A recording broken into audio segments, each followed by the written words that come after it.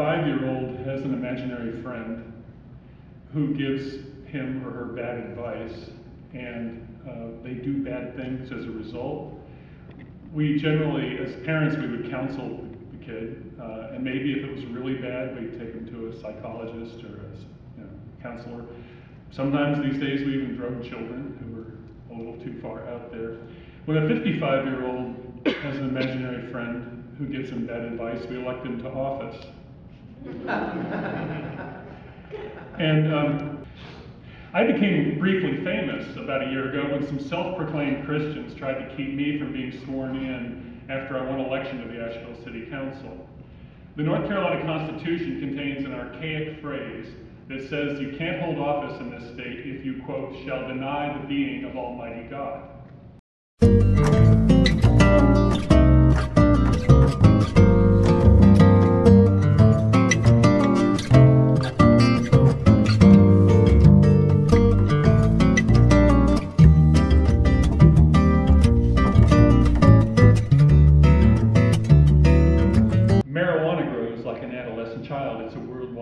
Kind of rangy and wild. When Uncle Sam decided we should grow it for fiber, it spread across the country like a prairie fire. Oil for ink and paint from the seeds, more paper per acre than pulpwood from trees, cloth cheaper than cotton, and stronger and cool.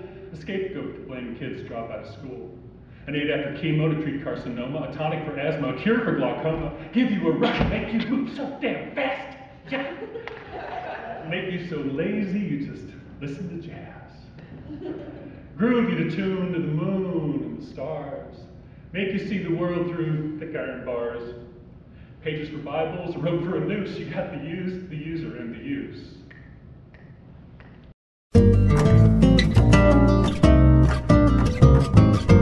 Faith is a wonderful thing. And I think, everyone, I believe totally in freedom of religion. I think everyone should be free to believe what they will.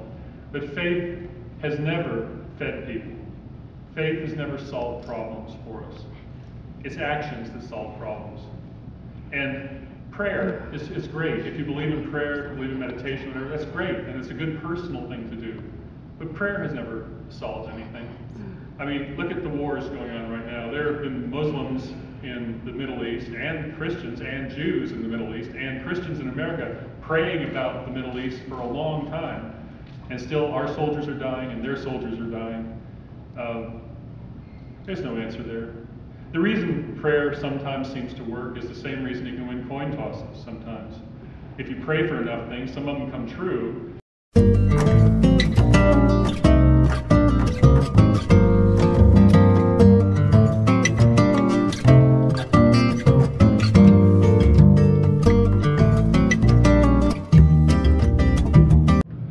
And William Craig, I will never forget this.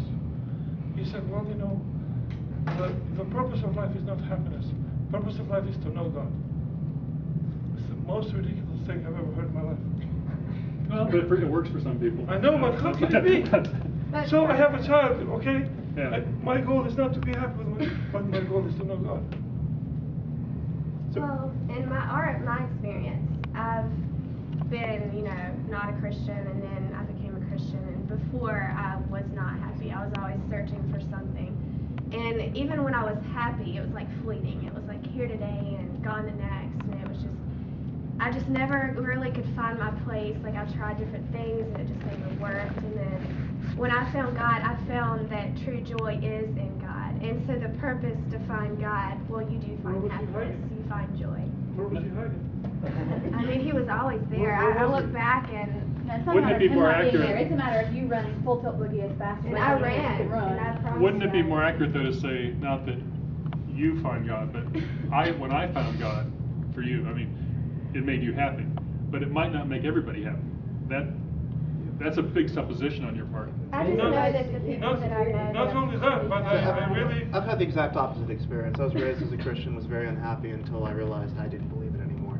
It was a very liberating experience. There is a difference, though, true, also in religion and a relationship. Like, I actually grew up the same way. Like, I was See, but I hear that every time I tell a Christian that I was a Christian and then became an atheist, and every time I say that, they say, well, you weren't a real Christian. You didn't really have a relationship with God. And that's not true. So you did. I did.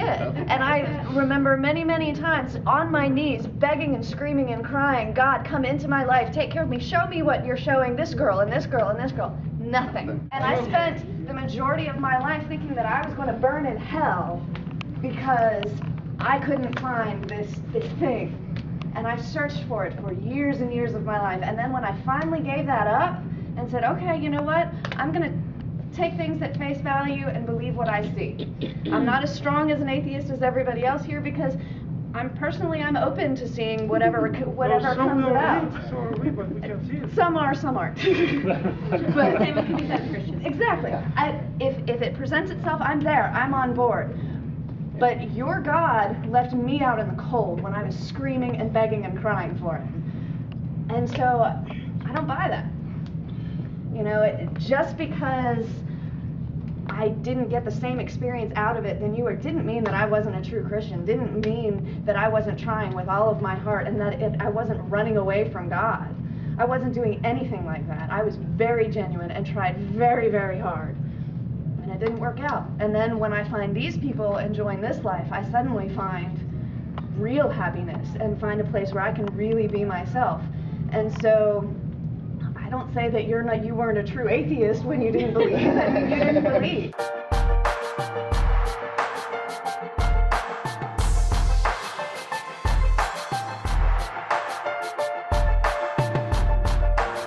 People have many different beliefs. Should we Deny them. Change them, Fear them. even acknowledge them, We think it comes down to respect. Respect. to communication. It's okay, even good, to have a system of beliefs. But as classroom teachers, we have the responsibility to foster and encourage diversity and acceptance.